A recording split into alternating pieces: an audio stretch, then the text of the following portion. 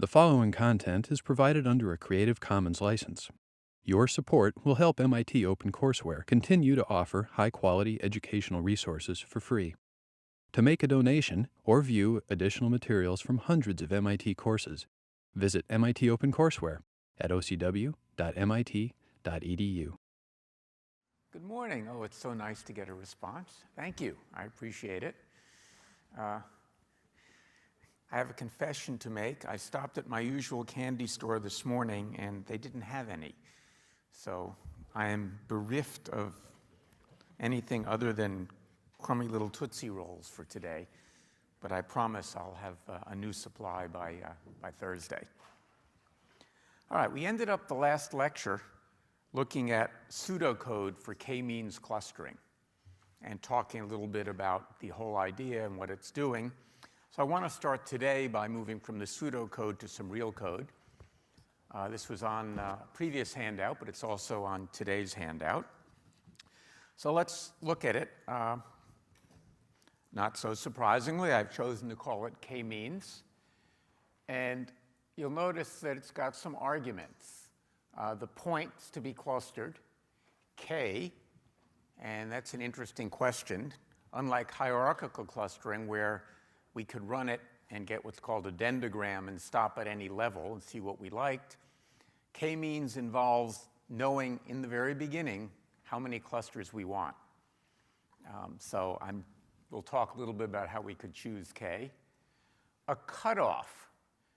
And what the cutoff is doing, you may recall that in the pseudocode, k-means was iterative, and we keep reclustering until the change is small enough that we feel it's stable. That is to say, the new clusters are not that much different from the old clusters. The cutoff is the definition of what we mean by small enough. We'll see how that gets used. The type of point to be clustered. The maximum number of iterations. There's no guarantee that things will converge. As we'll see, they usually converge very quickly in a small number of iterations. But it's prudent to have something like this in just in case things go awry. And to print just my usual trick of being able to print some debugging information if I need it, but not getting buried in output if I don't. All right, so let's look at the code, and it very much follows the outline of the pseudocode we started with last time. We're going to start by choosing k initial centroids at random. So I'm just going to go and take all the points I have, and I'm assuming, by the way, I should have written this down probably, that I have at least k points. Otherwise, it doesn't make much sense. If you have 10 points, you're not going to find 100 clusters. So I'll take k random centroids, and those will be my initial centroids. There are more sophisticated ways of choosing centroids, as discussed in the problem set, but most of the time people just choose them at random, because at least if you do it repetitively, it guarantees against some sort of systematic error. Whoa, what happened?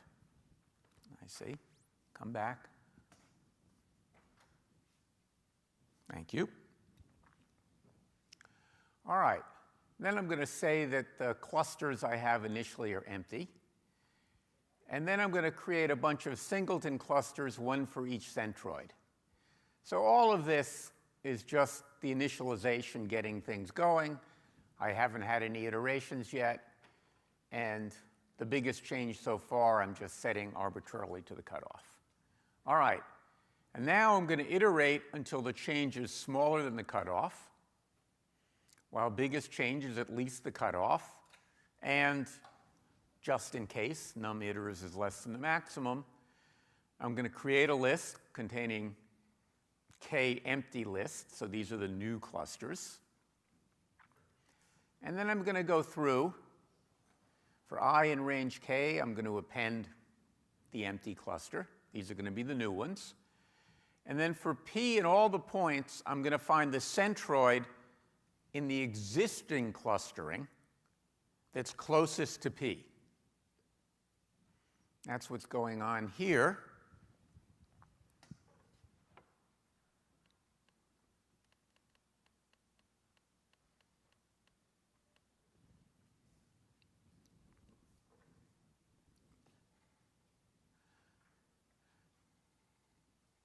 Once I've found that, I'm going to add P to the correct cluster, go and do it for the next point. Then when I'm done, I'm going to compare the new clustering to the old clustering and get the biggest change. And then go back and do it again. All right? People understand that basic structure and even some of the details of the code. It's not very complicated, but if you haven't seen it before, it can be a little bit tricky. When I'm done, I'm going to just get some statistics here about the clusters. I'm going to keep track of the number of iterations and the maximum diameter of a cluster, so the cluster in which things are least tightly grouped. And this will give me an indication of how good a clustering I have. Okay? Does that make sense to everybody? Any questions about the k-means code? Well, before we use it,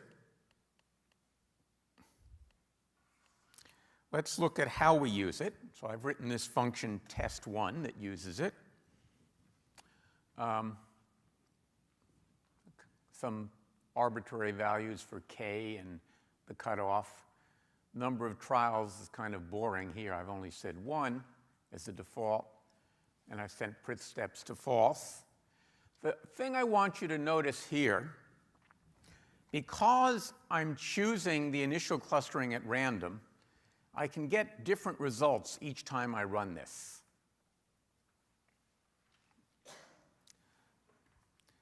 Because of that, I might want to run it many times and choose the, quote, best clustering. What metric am I using for best clustering? It's a min-max metric. I'm choosing the minimum of the maximum diameters. So I'm finding the worst cluster and trying to make that as good as I can make it. You could look at the average cluster. This is like the linkage distances we talked about before. So that's the normal kind of thing. It's like when we did Monte Carlo simulations or random walks, flipping coins. You do a lot of trials, and then you can either average over the trials, which wouldn't make sense for the clustering, or select the trial that has some property you like. This is the way people usually use k-means. Typically, they may do 100 trials and choose the best, the one that gives them the best clustering. So let's look at this. And let's try it for a couple of examples here.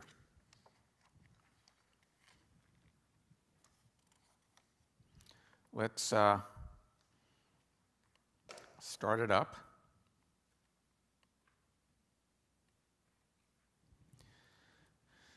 And we'll just run test 1 on our old mammal teeth database, and we get some clustering. Now I'll run it again.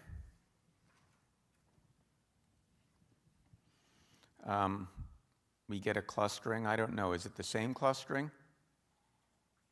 Kind of looks like it is. No reason to suspect it would be. We run it again. Well, you know, this is very unfortunate. It's supposed to give different answers here, because it often does. I think they're the same answers, though, aren't they? Yes? Anyone see a difference? No, they're the same. Well, how unlucky can you be? Every time I ran it at my desk, it came up the first 2 times with different things. But take my word for it, and we'll see that with other examples, it could come out with different answers. Let's try it with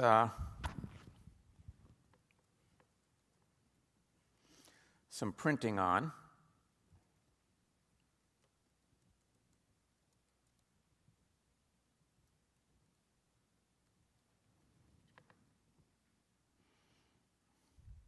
So we get some things here, and let's try it. What do we got out of this one? All right. Oh well, sometimes you get unlucky and sometimes you get unlucky with randomness. All right. So why did we start with k-means? Not because we needed it for the mammal's teeth. The hierarchical worked fine, but because it was too slow when we tried to look at something big like the counties. So now let's move on and talk about clustering the counties. We'll use exactly the k-means code. It's one of the reasons we're allowed to pass in the point type as an argument. But the interesting thing will be what we do for the counties themselves. So this gets a little complicated. In particular, what I've added to the counties is this notion of a filter. The reason I've done this is, as we've seen before, the choice of features can make a big difference in what clustering you get. I didn't want to do a lot of typing, as we do in these examples, so what I did is I created a bunch of filters, for example, no wealth, which says, all right, we're not going to look at home value. We're giving that a weight of 0. We're giving income a weight of 0. We're giving poverty level a rate of 0. But we're giving the population a weight of 1, etc. Okay, so what we see here is each filter supplies a weight, in this case either 0 or 1, to a feature. And this will allow me, as we go forward, to run some experiments with different features. All features, everything has a weight of 1. Oh, I made a mistake, though. That should have been a 1. Then I have filter names, which are just a dictionary, and that'll make it easy for me to run various kinds of tests with different filters.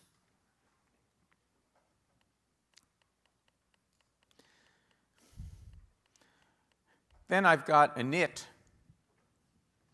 which takes as its arguments the things you would expect plus the filter name. So it takes the original attributes, the normalized attributes, and you will recall that why do we need to normalize attributes? If we don't, we have something like population, which could number in the millions, and we're comparing it to percent female, which we know cannot be more than 100. And so the small values become totally dominated by the big absolute values, and when we run any clustering, it ends up only looking at population or number of farm acres or something that's big, has a big dynamic range. You know, Manhattan has no farm acres. Some county in Iowa has a lot. Maybe they're identical in every other respect. Unlikely, but who knows? Except I guess there's no baseball teams in Iowa. But at any rate, we always scale or we try and normalize so that we don't get fooled by that. Then I go through, and if I haven't already, this is a class variable, attribute filter, which is initially set to none. Not an instance variable, but a class variable. And what we see here is if that class variable is still none, this will mean it's the first time we've generated a point of type county. Then what we're going to do is set up the filter to only look at the attributes we care about. So only the attributes which have a value of 1. And then I'm going to override distance from class point to look at the features we care about.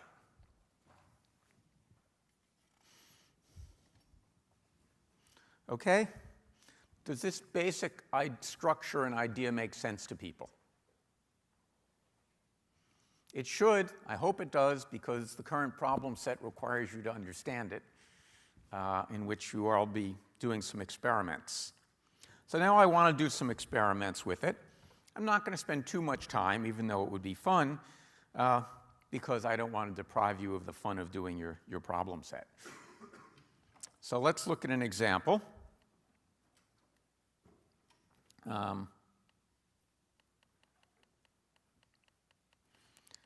So I've got test, which is pretty much like test 1.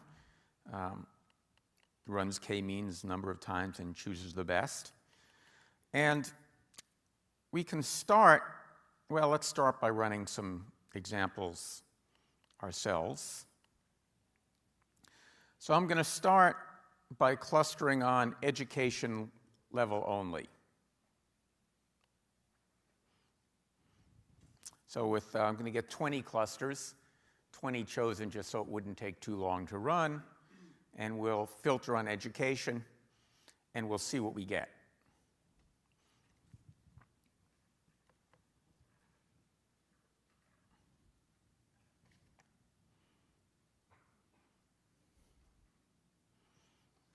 Well, I should have probably done more than one cluster just to make it work. But we've got it, and just for fun, I'm keeping track of what cluster Middlesex County, the county in which MIT is, shows up. So we can see that it's similar to a bunch of other counties, and it happens to have an average income of $28,665, or at least it did then. And if we look, we should also see, oh, let me go back.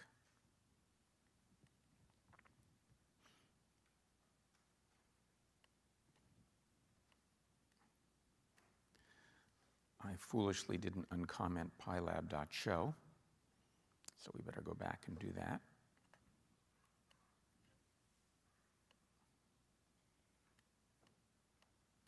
Well, we're just going to nuke it and run it again because it's easy, and I wanted to run it with a couple of trials anyway.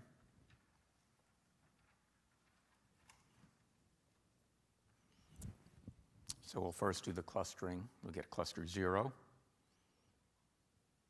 Now we're getting a second one, and it's going to choose whichever is the tightest. And we'll see that that's what it looks like. So we've now clustered the counties based on education level, no other features. And we see that it's got some interesting properties. There's a small number of counties, the clusters, out here near the right side with high income. And in fact, we'll see that we are fortunate to be in that cluster, one of the clusters that contains wealthy counties.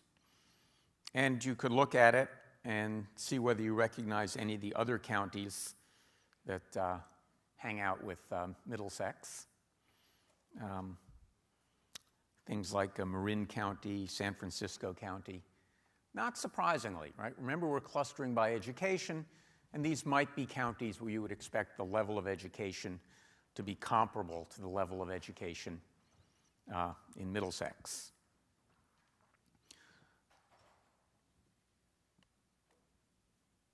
All right. We get rid of that for now. Sure. I ran it. I didn't want you to have to sit through it, but I ran it on a much bigger sample size.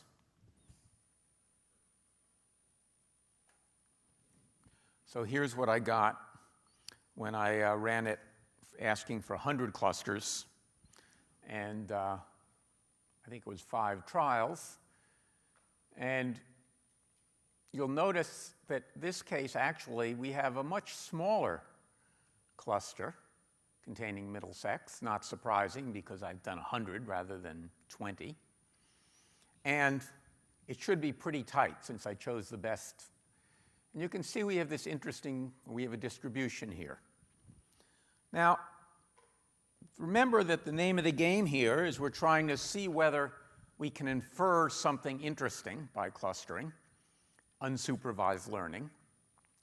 So one of the questions we should ask is, how different is what we're getting here from if we chose something at random? Now remember, we did not cluster on things based on income. I happened to plot income here just because I was curious as to how this clustering related to income. Suppose we had just chosen at random and split the counties at random into 100 different clusters. What would you have expected this kind of graph to look like?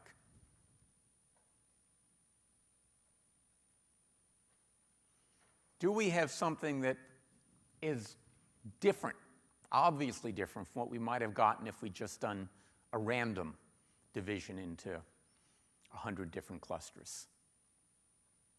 Think about it. What would you get? Pardon? Well, a bell curve is a good guess, because bell curves occur a lot in nature. And as I said, I apologize for the rather miserable quality of the rewards. It's a good guess, but I think it's the wrong guess. What would you expect? Would you expect the different clusters? Yeah, go ahead. We might expect them all to like average at a certain point, or very sharp bell curve. A very sharp bell curve was one comment. Well, someone else want to try it? That's kind of close. I thought you were on the right track in the beginning. Well, take a different example. Let's take students. If I were to select 100 MIT students at random and compute their GPA, would you expect it to be radically different from the GPA of all of MIT, the average GPA of all MIT students? Probably not, right? So if I take 100 counties and put them into a cluster, the average income of that cluster is probably pretty close to the average income in the country. And so you'd actually expect it to be kind of flat, right? That each of the randomly chosen clusters would have the same income, more or less. Well, that's clearly not what we have here.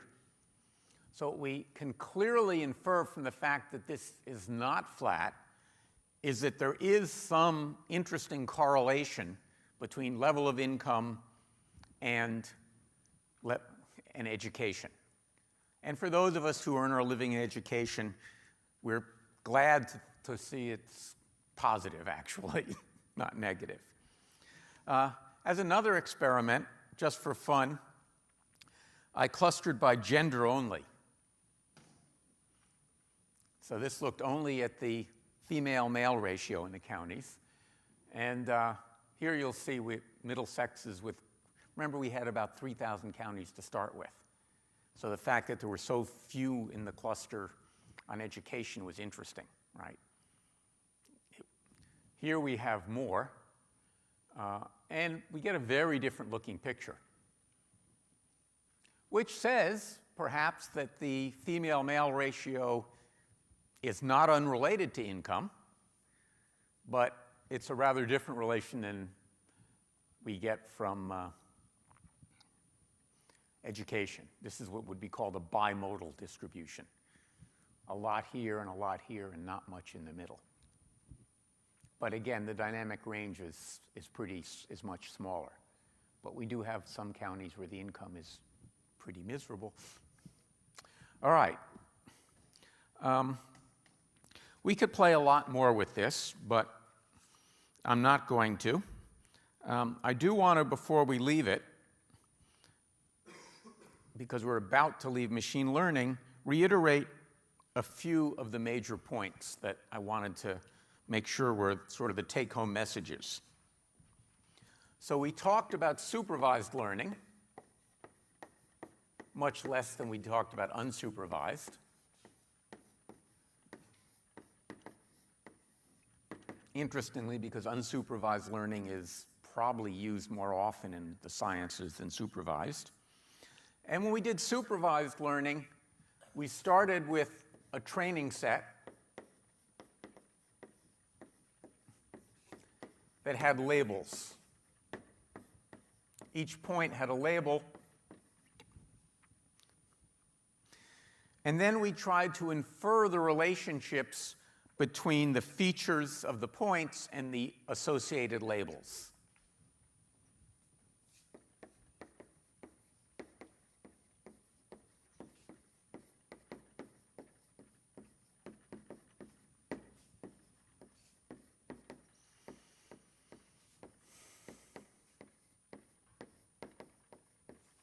Between the features and the labels.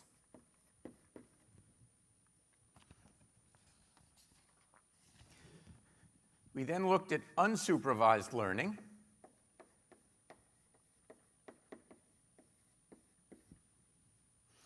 And the issue here was our training set was all unlabeled data.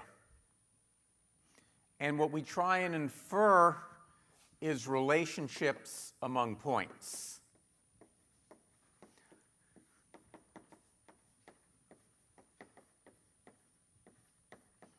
So rather than trying to understand how the features relate to the labels, we're just trying to understand how the points, or actually the features related to the points, relate to one another.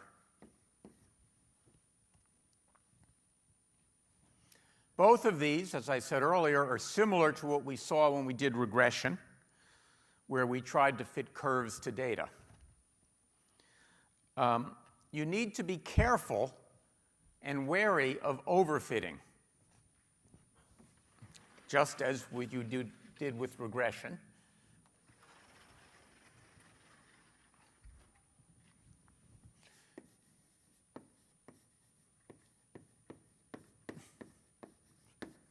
In particular, if the training data is small, a small set of training data, you may learn things that are true of the training data that are not true of the data on which you will subsequently run the algorithm to test it. So you need to be wary of that.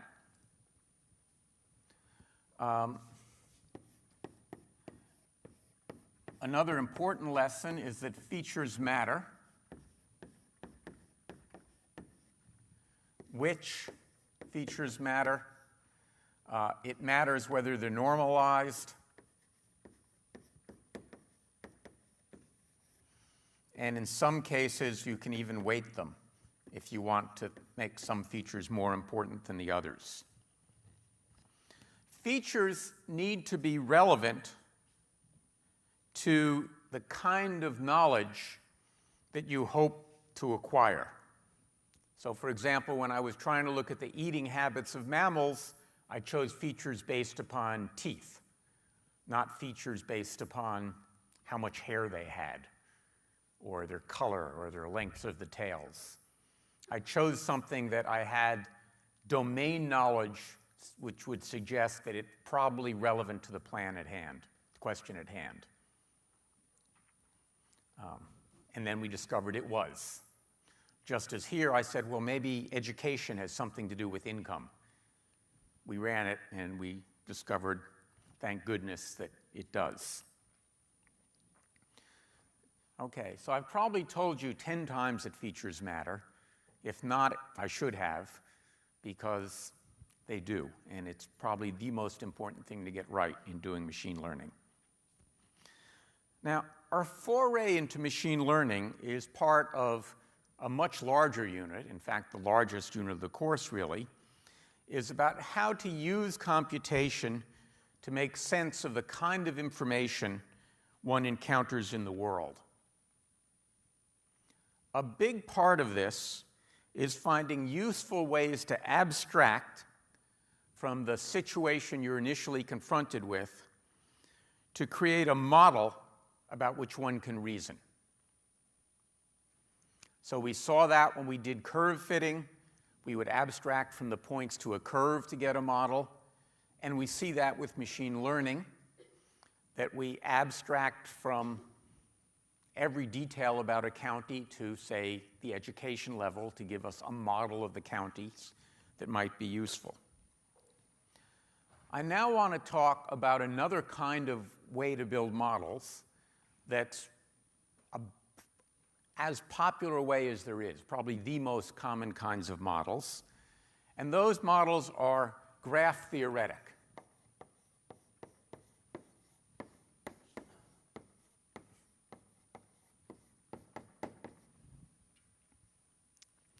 And there's a whole rich theory about graphs and graph theory that are used to understand these models. So suppose, for example, you had a list of all the airline flights between every city in the United States and what each flight cost.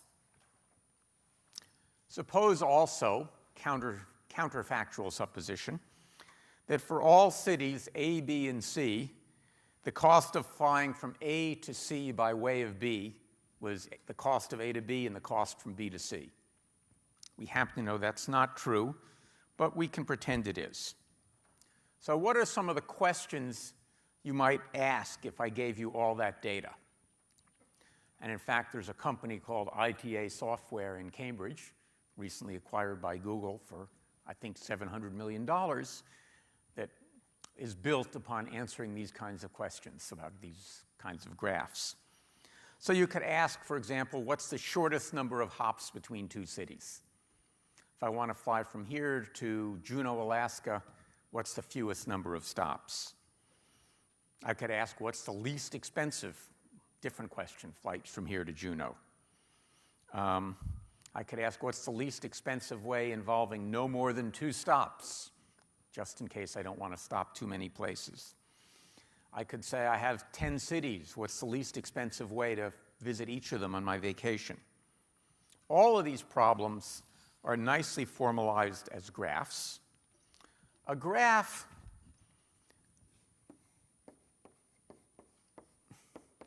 is a set of nodes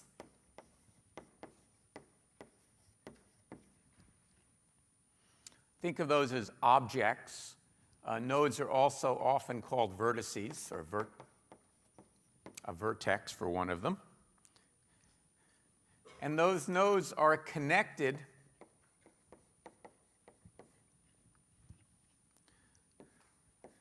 by a set of edges, often called arcs.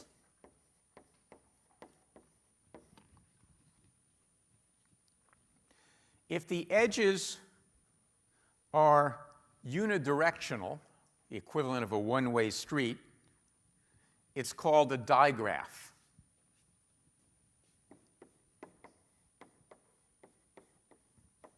Or directed graph.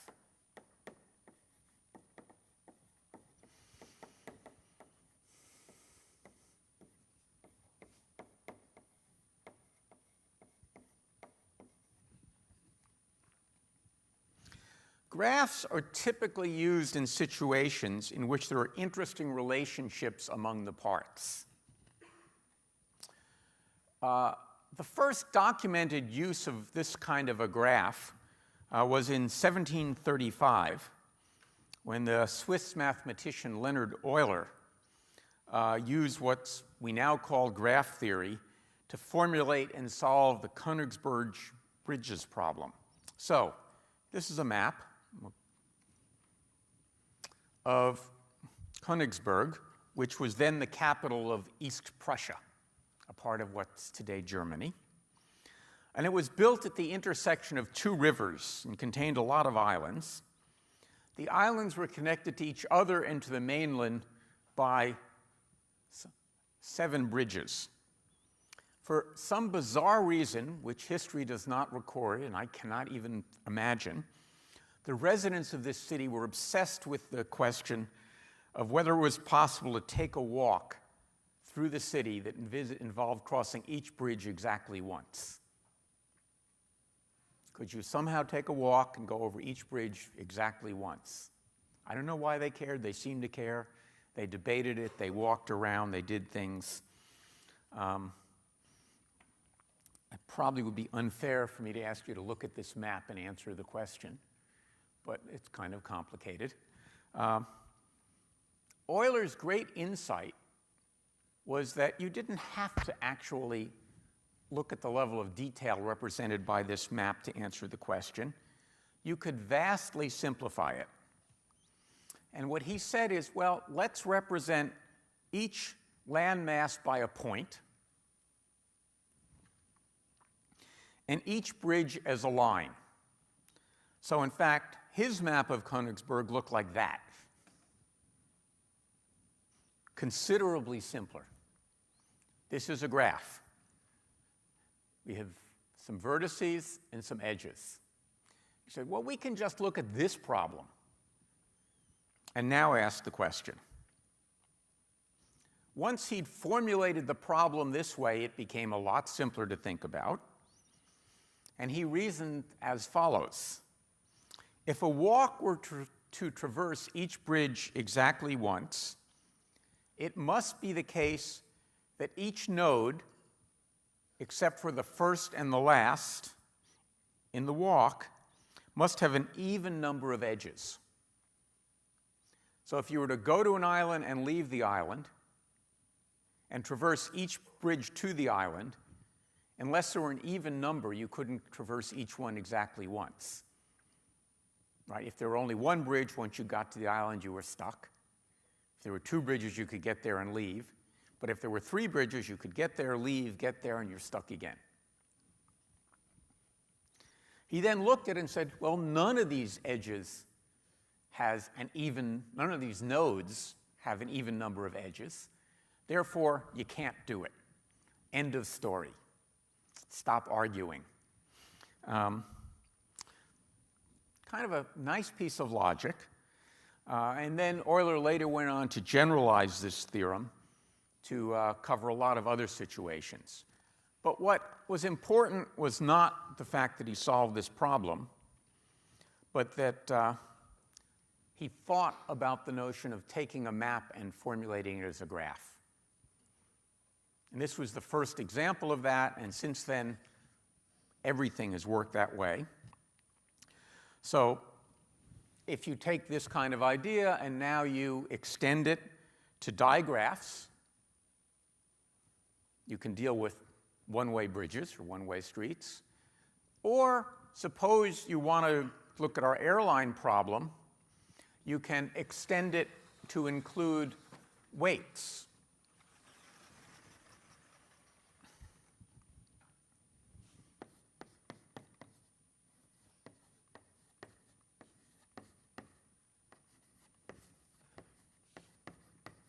For example, the number of miles between two cities, or the amount of toll you'd have to pay on some road. And so, for example, once you've done this, you can easily represent the entire US highway system, or any road map, by a weighted directed graph. Used more often, probably, the World Wide Web is today typically modeled as a directed graph, where there's an edge from page A to page B if there's a link on page A to page B. And then maybe if you want to ask the question, how often do people go from A to B? A very important question, say, to somebody like Google, who wants to know how often people click on a link to get to another place so they can charge for those clicks. You use a weighted graph, which says how often does someone go from here to there. And so a company like Google maintains a model of what happens and uses a weighted directed graph to essentially represent the web, the clicks, and everything else, and can do all sorts of analysis on traffic patterns and things like that. There are also many less obvious use of graphs. Biologists use graphs to measure things ranging from the way proteins interact with each other to, more obviously, gene expression networks are clearly graphs. Physicists use graphs to model phase transitions, with typically the weight of the edge representing the amount of energy needed to go from one phase to another. So those are, again, weighted directed graphs.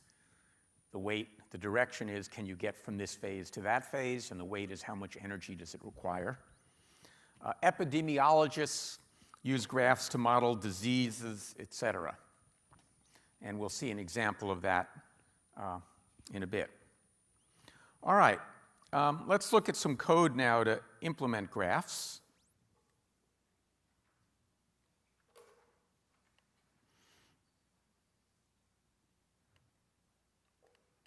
This is also on your handout, and I'm going to comment this out just so we don't run it by accident.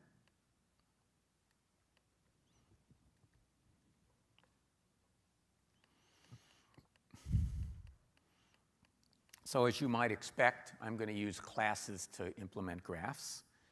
So I start with a class node, which is, at this point, pretty simple. It's just got a name. Now, you might say, well, why did I even bother introducing a class here? Why don't I just use strings? Well, because I was kind of wary that sometime later I might want to associate more properties with nodes. So you can imagine if I'm using a graph to model the World Wide Web, I'll want more than the URL for a page. I might want to have all the words on the page or all, who knows what else about it. So I just said, for safety, let's start with a simple node class, but let's make it a class so that any code I write can be reused if at some later date I decide nodes are going to be more complicated than just strings. Good programming practice. An edge is only a little bit more complicated. It's got a source, a destination, and a weight. So you can see that I'm using the most general form of an edge so that I will be able to use edges not only for graphs and digraphs, but also weighted directed graphs by having all the potential properties I might need, and then some simple things to fetch things. The next cluster in the hierarchy is a digraph.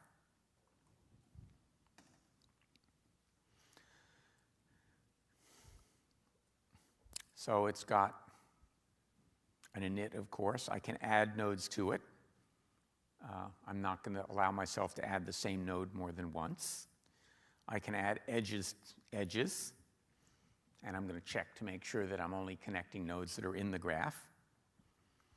Then I've got children of, which gives me all the descendants of a node, and has node and string. And then, interestingly enough, maybe surprising to some of you, I've made graph a subclass of digraph. Now, maybe that seems a little odd. After all, when I started talking about digraphs, about graphs, and then said, and we can add this feature. But now I'm kind of going the other way around. Why is that? Why do you think that's the right way to structure the hierarchy? What's the relation of graphs to digraphs? Digraphs are more general than graphs. A graph is a specialization of a digraph, just like a county is a specialization of a point. So typically, as you design these class hierarchies, the more specialized something is, the further it has to be down, more of like a subclass. That makes sense? I can't really turn this on its head. I can specialize a digraph to get a graph. I can't specialize a graph to get a digraph. And that's why this hierarchy is organized the way it is. What else is there interesting to say about this? A key question, probably the most important question in designing an implementation of graphs, is the choice of data structures to represent the digraph in this case. There are two possibilities that people typically use. They can use an adjacency matrix.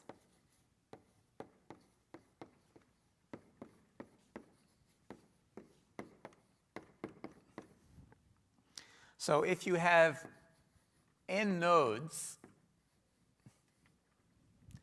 you have an n by n matrix where each entry gives, in the case of a digraph, a weighted digraph, the weight connecting the nodes on that edge. Or in the case of a graph, it can be just true or false. So this is, can I get from A to B? Is that going to be sufficient?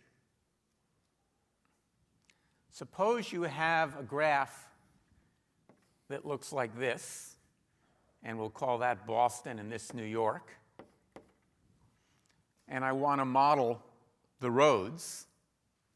Well, I might have a road that looks like this and a road that looks like this from Boston to New York. As in, I might have more than one road. So I have to be careful when I use an adjacency matrix representation to realize that each element of the matrix could itself be somewhat more complicated in the case that there are multiple edges connecting two nodes. And in fact, in many graphs, we will see there are multiple edges connecting the same two nodes. It would be surprising if there weren't.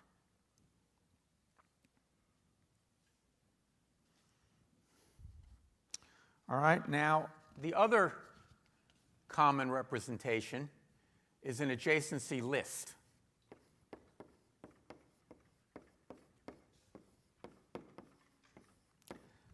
In an adjacency list, for every node, I list all of the edges emanating from that node.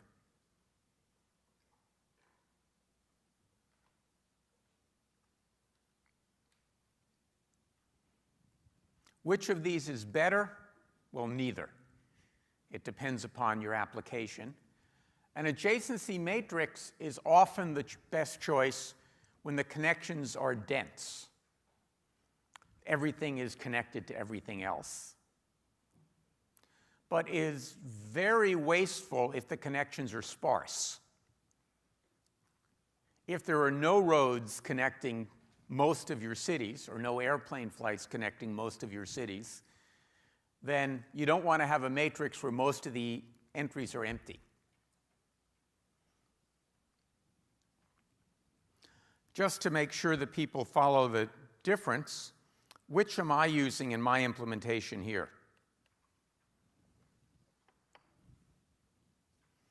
Am I using an adjacency matrix or an adjacency list?